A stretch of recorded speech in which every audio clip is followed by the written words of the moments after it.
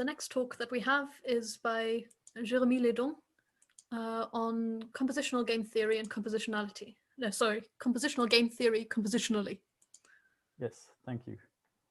So I'm going to share my screen. You're also quite quiet.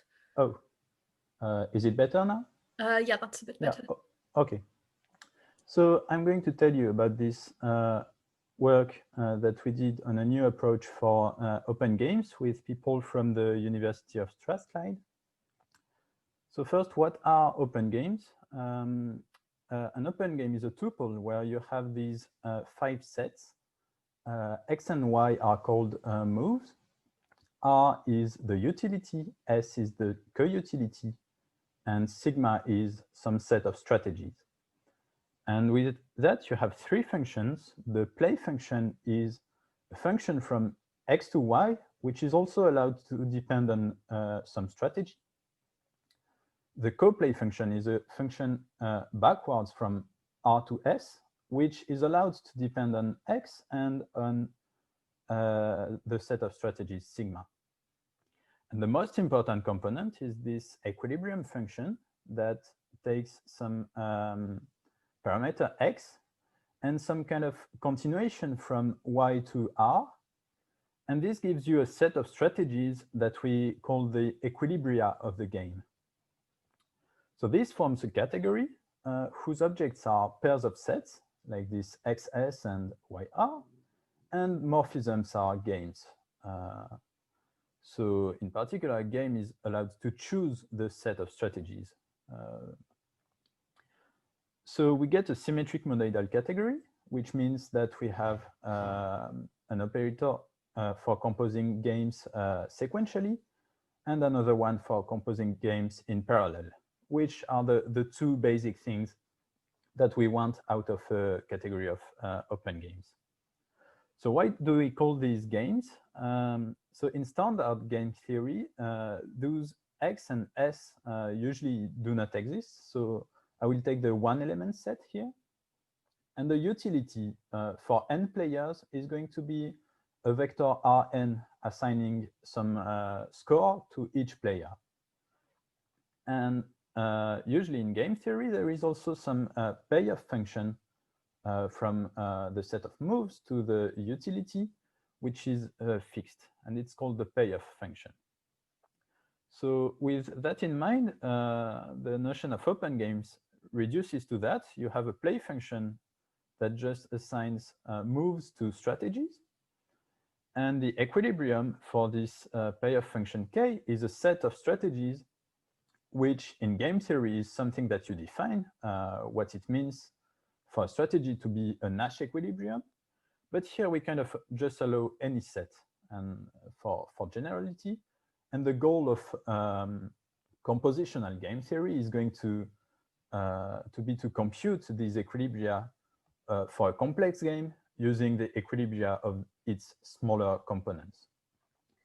So for one example of a game that you might know already is this prisoner's dilemma, where 2 players have to make a decision. They can either cooperate with the other player or defect. So the set of moves is this Cartesian product where both players get to make some choice. And the payoff function is this matrix assigning for every move some payoff for each player. Right, so let's reformulate this notion of open game using the language of lenses. So by now, I think everyone knows what a lens is. And remark that a lens from 1, 1 to YR is isomorphic to just Y. And the lens from XS to 1, 1 is just a function from X to S.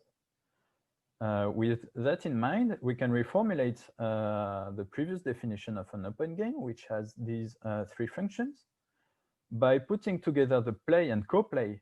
And this gives you a family of lenses from XS to YR, indexed by sigma. And the equilibrium is exactly the same as before. I just reformulate it a bit. So now it looks like a sigma-indexed family of predicates. Right, so in the literature, people have been studying a lot of variants of this definition. For instance, you might want to consider strategies that are not sets, if you want to add some more structure. There is a paper which is replacing these lenses by optics in order to be able to work with monoidal categories instead of Cartesian. And maybe the most important part is working with mixed strategies, that is probabilistic ones, which is a central topic in game theory. And in all of those cases, what we care about, the bare minimum that we want, is to have a symmetric monoidal category. But this is kind of a complex structure, and proving it from scratch in each different case is tedious, and people don't want to do that. So what I'm going to explain is how to break down this proof in small components that are independent of each other, so that you can replace one part without breaking the whole structure. To do that, I will use the notion of arrows, which comes from functional programming. So the one-line definition is this: an arrow is a monoid in the category of strong profunctors. Strong profunctors are also called Tambara modules. We have seen them in some talks yesterday. And if I unpack this definition, an arrow is given by the following data. So we have this A, which is going to be a profunctor, but here I'm just asking for a family of sets indexed by pairs of objects of C. And then we have some families of functions. And the most important one is the second one, which is called the arrow composition. And if you look at the types, you have something from X to Y and something from Y to Z. And from this, you get something from X to Z. So it looks like a composition. And all of this lives in these sets A. And this data is subject to a number of equations telling you that everything is functorial, the families are natural and dinatural, and so on and so forth. So what do you do when you have an arrow? Well, you can define this category CA, whose objects are the objects of C, and the morphisms from X to Y are simply elements of A, X, Y. So one example of such a construction is the Kleisli category of a monad, where you keep the objects of your base category, but you decide to take different morphisms. And this is what arrows are about, just choosing a different set of morphisms. So in general, this gives you a premonoidal category because in a monoidal category, you want to be able to compose morphisms in parallel. But here you actually have two ways to do that. Either you first apply F then G, or first apply G then F. So we define the notion of a commutative arrow, which says that those two ways give the same result. So now, given a commutative arrow, this category CA is a symmetric monoidal category. And this is what we are going to use. So in the rest of the talk, I will drop this adjective commutative, and I will just assume that all arrows are commutative, because what I want in the end is a symmetric monoidal category. Conversely, note that any symmetric monoidal category gives you an arrow by looking at the hom functor, a commutative arrow. And so what this means is basically that arrows and symmetric monoidal categories are almost the same thing. The only tiny difference is that you have this base category C that you rely on, and you use the objects of C. And all what you want to focus on is what the morphisms are. And this is what we want to do with open games. We always keep the same objects, but the different variants pick slightly different morphisms. So that's why this language of arrows is somewhat more practical to work with in our case. So we want to show that this profunctor open games of XY is an arrow. And notice here that X and Y now are pairs of sets. I just made the notation a little bit lighter than before. So we do that in 3 steps. First, we want to show that lenses form an arrow, which is easy because the category lens can be seen as the co-Kleisli category of some comonad, and that's a particular case of an arrow. Then, given some arrow A, which is going to be lens, but this actually works for any arrow, we want to put this A together with these predicates that are going to represent the equilibria of the games. And these 2 things together still form an arrow. And then finally, if you have an arrow and you index those things by sets sigma, then you get this new arrow fam of A. And if you put these 3 steps together, then you get that open games of XY gives you an arrow. So we have a symmetric monoidal category of open games. So here the most complex step is this second one, where we have this still kind of complex structure, and we would like to decompose it further. And to do that, we will introduce the notion of A bimodule, which is going to be this predicate thing on the right. So how do you show that this thing is an arrow? I will introduce the name context for this thing, this argument of the predicate. This is going to be a context from X to Y, and I will represent it as this open box. So what I am working with is first an element of the arrow that I represent as a box, and this predicate that gives you a Boolean for each context. Now, how do we compose these things? So let's assume I have 2 boxes, one from X to Y and one from Y to Z. And these 2 predicates, one is about context from X to Y and the other about context from Y to Z. To compose the boxes, I can just use the composition of this arrow A. But now I need to define this predicate that, given a context from X to Z, I need to tell you whether this is a good context or a bad one. And to do that, I have these 2 operations that I call the left action and the right action. One takes this context C and the box on the left, and this gives you a new context C1, which is from Y to Z. And similarly, if you take the box on the right, you get a context C2 from X to Y.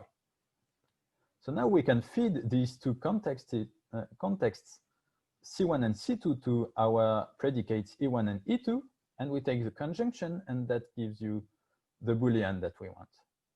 And that's how you compose open games in practice.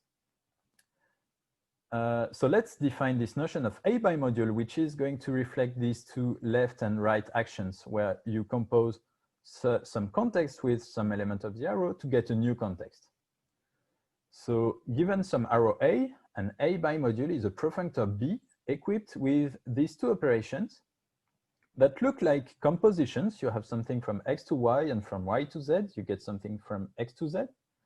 But you compose things of a different nature. You have this A and this B, and in the end you get a B. And they have to obey some laws. So I can define what a context is. It's an A bimodule, which is also equipped with a co-strength, which is like just like the strength, but with the arrow in the other direction. So then you can prove that this thing is actually a context in this sense. Notice that I reversed the role of X and Y here, which is just a kind of technical trick.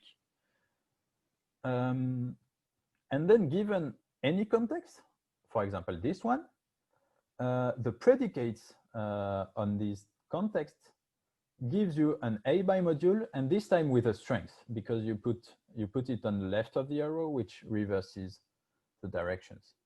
And here, once again, I reverse the role of X and Y, which is going to counteract this reversal up here. And finally, given a profunctor, which is an A bimodule and which has a strength, and also some kind of monoid structure that we inherit from the one of the Booleans. Then A together with B gives you a new arrow. So all of these together gives you that this thing that we had is actually an arrow. And that's the second step of our compositional definition of open games. So now that we have done this with the standard open games, let's see how we can adapt it for other variants. So let's say we want to replace lenses with optics. Well, first we have to prove that optics form an arrow. And in some sense, this is already known in the literature, since we know that optics are a symmetric monoidal category. We know that the home set is an arrow. But in our paper, we also have a different proof of this fact, which is kind of nice. And the important part here is that with optics, we want this new kind of context. And we want to prove that this is, once again, a context in our sense. So we need to define the left and right action and prove that the laws are satisfied. And finally, we index using the families construction. So all of this together gives you a symmetric monoidal category of open games based on optics, which is exactly the one that appears in this Bayesian open games paper. And all we had to do really is prove this theorem that this new kind of context is still a context. Now, what if we want to have strategies that are not sets? I'm going to keep the lenses and the basic kind of context as before. And now I'm going to replace this FAM construction with para, which is something that appeared in the compositional machine learning literature. And for para here, the sigma is going to appear together with the X inside the arrow here, which allows you to have sigma live in the same category as X. And you need to prove that this thing is once again an arrow, which is not very complicated. And in fact, both FAM and para are instances of a more general construction. If you have a graded arrow, which this thing inside the colimit is, then you can take the colimit of it and you get an arrow. So this works with FAM and para, and we also have another use of that in the paper. And let's see a final example, these probabilistic games from this paper on mixed strategies, where you keep the basic lenses and you also keep the basic context, but now you want to index the equilibrium predicate with these distributions over the set of strategies. So what this gives you is what we call a graded bimodule. And then you have some theorems telling you that graded bimodules and graded arrows can be put together. We use the FAM construction to index the rest of the structure. And then we take the colimit and we get a symmetric monoidal category of probabilistic games. So as you can see, with this approach, we can define a lot of variants of this category of open games with minimal effort. And we have a few more examples in our paper. Some of them are already known, some of them are new. And that's all I had to say. Thank you for listening to my talk. Thank you very much.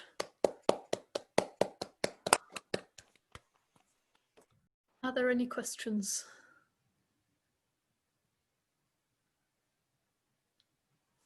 So I think the questions that were in the chat have already been answered.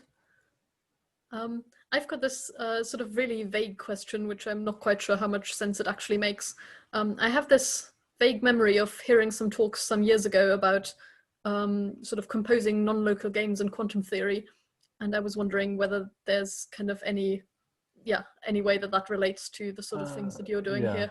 I have no idea. I don't know about this. No worries.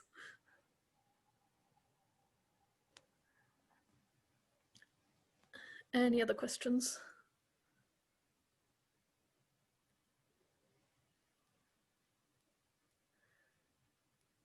Okay, so Victor just asked in chat whether we could compose different equilibrium concepts like Nash for some part of the game and minimax for other parts, regardless of what that means economically. Let's see. I don't know. That's an interesting question. Yeah, I'm not even completely sure what he means by this. Maybe he wants to elaborate. I don't know.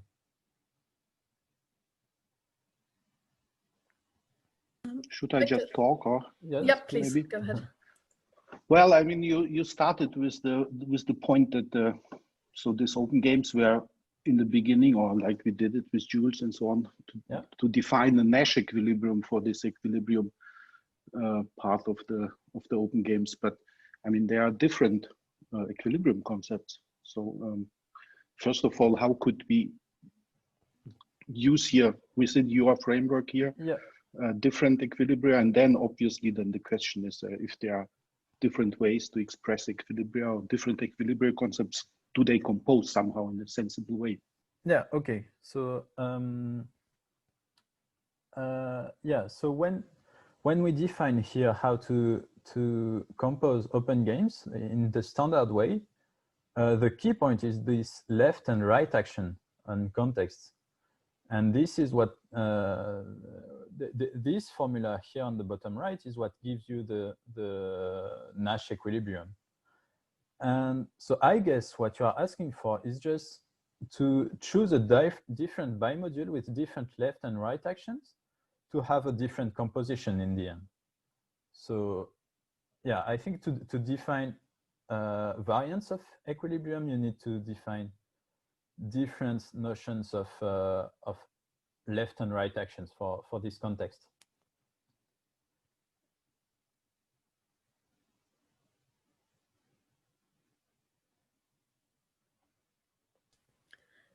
Thank you. There was another question in chat. Toby asked whether there is a category of categories of open games. Mm-hmm. I don't know. Yeah, that's a funny question. Okay. And Bruno asked, I assume that's based off the previous question, about what it means to compose different equilibrium concepts. I don't know whether that's sort of already been answered in the previous part or whether you'd like to elaborate on that. Okay. Yeah, I do not actually know what that would mean. Yeah, I explained how to define different equilibrium concepts, which amounts to choosing the left and right actions here. But I don't know what does it mean to have a game with different equilibrium concepts. Yeah. Right. Maybe we should take it offline with Victor. Yeah. Okay, so we've still got a couple of minutes if there are any other questions.